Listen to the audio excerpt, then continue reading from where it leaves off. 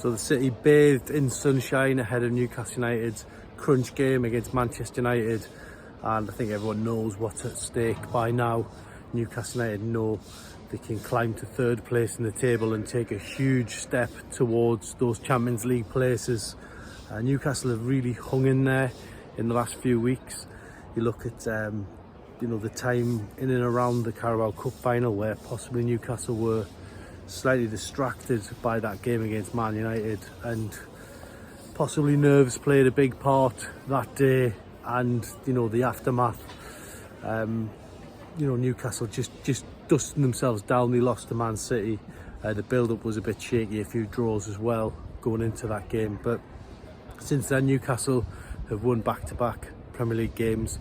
They're right back in the hunt for the top four, and today they can take that huge step. As I say, I mean, Manchester United come here. I've done an interview with Alberto Solano earlier in the week, and he spoke about Man United being under more pressure because quite simply they are the ones that are expected to get into the Champions League. Newcastle certainly weren't at the start of the season, but with 12 games to go they've got an unbelievable chance.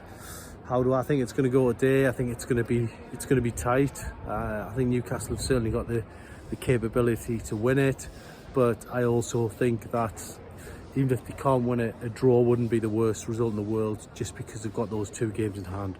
Certainly all to play for here at St James's Park this afternoon.